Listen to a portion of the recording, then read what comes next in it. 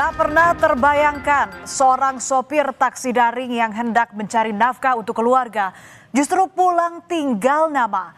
Penumpangnya yang semula hanya meminta diantar ternyata menyimpan niat jahat. Ada perlawanan yang tak terdengar, ada jeritan yang tertelan deru kendaraan lain. Hingga akhirnya sopir taksi daring itu tergeletak tak bernyawa di pinggir tol Jagorawi. Kejadian berawal saat penemuan jasad pria terikat lakban di pinggir jalan tol Jagorawi kilometer 30 pada 10 November lalu. Jasad pria tersebut mengenakan kaos lengan pendek dan celana panjang berwarna hitam. Berdasarkan hasil otopsi, korban tewas dengan luka benda tumpul pada bagian tubuh dan kepala.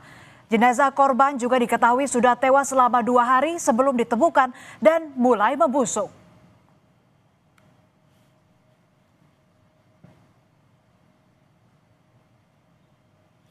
Identitas korban pun terkuak melalui pemeriksaan sidik jari.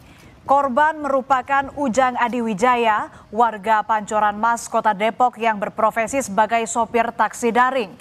Pria 57 tahun yang dikenal baik oleh keluarga dan tetangganya, tak terkecuali istri korban yang sangat terpukul pria yang ia cintai ditemukan tak bernyawa.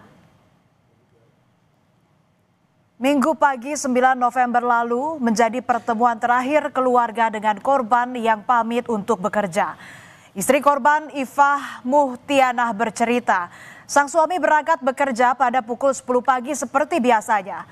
Doa dan harapan selalu dipanjatkan agar sang suami mendapat rezeki dan kembali ke rumah dengan selamat.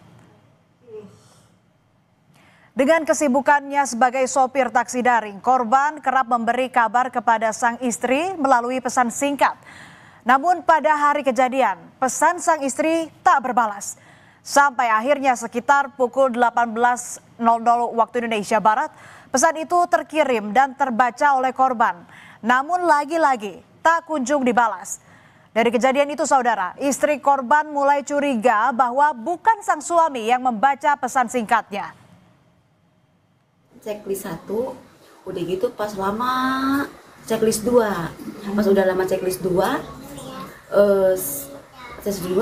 buru-buru saya telepon kan dia tuh. Pas ditelepon, dia ditelepon itu memanggil, bukan berdering. Udah gitu saya WA lagi, checklist lagi 1. Gitu kan. Di situ saya udah mulai gelisah dah. Kebaca, cuman kalau suami saya itu kalau baca itu berarti kan dia langsung direspon. Tapi itu mah enggak. Kalau saya rasa ya itu bukan dia yang baca. Waktu terus berlalu, kegelisahan berubah menjadi rasa takut yang menggigit. Sambil menunggu ponsel yang tak kunjung berdering, istri korban menghampiri tempat parkir langganan suaminya hingga bertanya dengan rekan-rekan korban sesama sopir taksi daring. Namun keberadaan suaminya belum terlacak hingga aplikator taksi daring memberitahu bahwa korban sempat berkendara di kawasan Pekapuran dan Pasar Rebo, Jakarta Timur sekitar pukul 18 waktu Indonesia Barat. Jam 9 malam baru dapat kabar dari komunitas online. Itu pun adanya nelpon, Ujang lagi keluar pakai baju apa? Katanya gitu, kata dia. Kata saya pakai baju merah, baju hitam. Dikirim, dilihat, langsung saya teriak. Ya teriaknya itu astagfirullah, bahasa istighfar lah ya banyaknya. Udah gitu kata dia, itu benar Ujang? Iya ini benar. Itu benar? Iya benar. Ini kaosnya ini. Yang dia pakai kaosnya ini. Kegelisahan yang menyelimuti sang istri seketika berubah menjadi duka. Tangis pecah menggema saat ia menatap wajah sang suami sudah tak bisa tersenyum kembali. Sang suami, Ujang Adiwijaya, ditemukan tak bernyawa di pinggir tol Jagorawi kilometer 30 di Kabupaten Bogor. Sementara mobil dan ponsel korban raib dibawa kabur pelaku. 2 pelaku pembunuh sopir taksi daring akhirnya dibekuk polisi pada 12 November lalu. Keduanya ditangkap saat sedang bersemedi di kawasan makam kerabat di Ciamis, Jawa Barat. Pelaku berharap mendapat pertolongan dari hal-hal gaib agar tidak ditangkap. Namun polisi berkoordinasi dengan aplikator untuk menelusuri pemesanan terakhir mobil korban hingga akhirnya menangkap pelaku.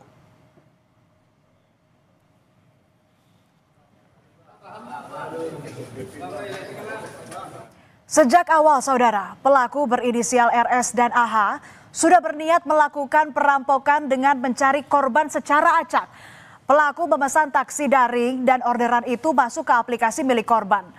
Pelaku yang dijemput di kawasan Depok melancarkan aksinya saat dalam perjalanan hingga akhirnya korban tak bernyawa. Setelah menganiaya korban hingga berujung kematian, kedua pelaku sempat berhenti di konter elektronik untuk menjual ponsel korban. Hasil penjualannya digunakan pelaku untuk membeli bensin dan saldo kartu elektronik.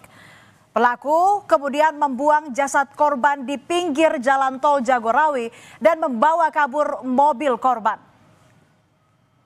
Jadi mereka melakukan pemesanan online dan ketika mereka memasuki mobil dari komunitas online tersebut, mereka langsung menjerat leher korban dengan tali jemuran dari belakang dan juga memukul kepala korban. Pelaku melakukan tangan dan kaki korban dan kemudian meninggalkan jenazah korban di pinggir tol KM 3800. Dari hasil penyidikan, motif ekonomi menjadi alasan pelaku tega menghabisi nyawa korban. Pelaku sempat menjual ponsel dan membawa kabur mobil korban. Namun mobil tersebut mogok dalam perjalanan, pelaku melarikan diri sehingga ditinggal di bengkel. Dari tangan pelaku, polisi menyita barang bukti berupa sebuah mobil, lakban berwarna coklat dan hitam, bed cover untuk membekap korban, serta tali jemuran. Untuk RS mengajak tersangka inisial RS mengajak tersangka AH untuk merampok supir taksi online. Jadi memang sudah ada niatan awal. Atas perbuatannya, kedua pelaku terancam penjara seumur hidup atau hukuman mati. Sementara cinta seorang kepala keluarga terpaksa harus dikenang lewat kehilangan. Jalan sunyi yang ia lalui untuk mencari rezeki justru menjadi tempat ia menghembuskan napas terakhir. Bagi keluarga korban, duka selalu menorehkan luka panjang.